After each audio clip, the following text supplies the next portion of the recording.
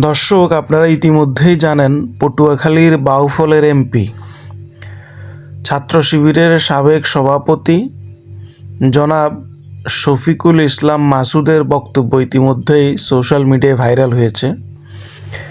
উনি বক্তব্য দিয়েছেন উনি শুধু ভোটে নয়, উনি পাওয়ারে এমপি হয়েছেন। পাওয়ারে এমপি হওয়া মানে কি? মানে প্রভাব খাটিয়ে উনি এমপি হয়েছেন এবং উনি 2 ঘন্টার মধ্যে ওই এলাকার ওসি এবং সেনাবাহিনীর মেজরকে সরিয়ে দিয়েছেন, যারা কিনা নির্বাচনী দায়িত্বে ছিলেন, আইনশৃঙ্খলার দায়িত্বে ছিলেন। তাহলে কি ধরনের প্রভাব ওনার থাকলে একজন এমপি পদপ্রার্থী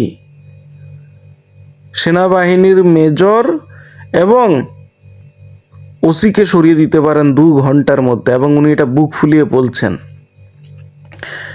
দর্শক, নির্বাচন কমিশন কিন্তু চাইলে ওনার বিরুদ্ধে এখন ব্যবস্থা নিতে পারে যে উনি প্রভাব খাটিয়ে পেশি শক্তি ব্যবহার করে নির্বাচনকে প্রভাবিত করে উনি এমপি হয়েছেন, উনি সুষ্ঠু ভোটে এমপি হননি। ওখানে আবার পুনর্নির্বাচনের তফসিল ঘোষণা করতে পারে কিন্তু নির্বাচন কমিশন।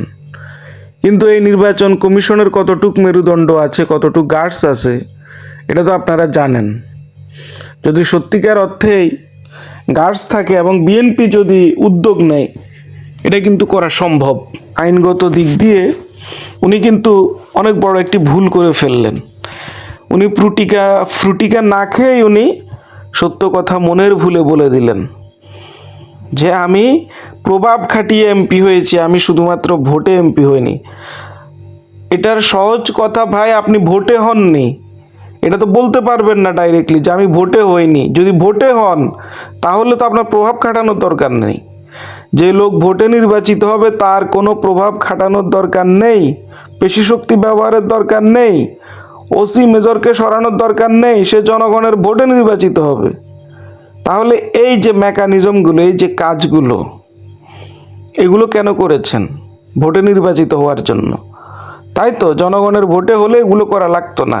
ভয়াবহ তথ্য দর্শক। তো এই শফিকুল ইসলাম মাসুদ সম্পর্কে অনেকেই হয়তো জানেন না। উনি কিন্তু আরও আরও আরও গুরুত্বপূর্ণ 2টা কথা বলেছেন যে উনি কি জিনিস, এটা জানার জন্য রাজশাহী বিশ্ববিদ্যালয়ের সবচেয়ে বড় সন্ত্রাসীকে জিজ্ঞেস করলে জানা যাবে শফিকুল ইসলাম মাসুদ কি জিনিস। অর্থাৎ উনি বুঝাতে চেয়েছেন যে উনি সন্ত্রাসীদের থেকেও বড় সন্ত্রাসী। মানে রাজশাহী বিশ্ববিদ্যালয়ের উনি শিবিরের সভাপতি ছিলেন এক সময়। তাহলে সন্ত্রাসী, শীর্ষ সন্ত্রাসী ওনাকে চেনে। তার মানে সন্ত্রাসীর থেকেও বড় সন্ত্রাসী, বড় মাস্তান, বড় গুন্ডা উনি।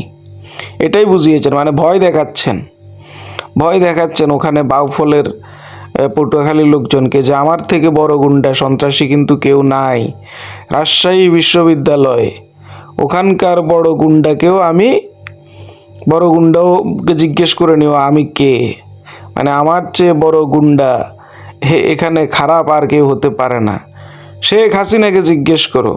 মানে শেখ হাসিনাকে নামটা নিয়ে উনি কিছুটা নিজের ক্রেডিট নেওয়ার চেষ্টা করলেন। তো যাই হোক, উনি আসলে একজন বিতর্কিত ব্যক্তি। ওনার এর আগেও বিভিন্ন বিতর্কিত বক্তব্য দিয়েছেন। ওনার বক্তব্যে উনি মিথ্যার আশ্রয় নিয়ে থাকেন। তো যার কারণে এই লোকটি হয়তো বা ওনার দলের মধ্যে জানি না এটার প্রতিবাদ কেউ করে কি না। উনি যে মাঝে মধ্যেই মিথ্যা তথ্য, মিথ্যে কথা বলে করেন, বক্তব্য রাখেন। এর আগে উনি বক্তব্য দিয়েছেন যে জেলখানায় উনি স্বয়ং আল্লাহকে দেখে এসেছেন, এই ধরনের বক্তব্য উনি দিয়েছেন। তো যাই হোক দর্শক, এই লোকটি কিন্তু মনের ভুলে এই কথাগুলো বলে ফেলেছে, ফ্রুটিকা না খেয়েই। বেশি কথা বলতে গেলে কিন্তু অনেক সময় সত্য কথা বেরিয়ে আসে।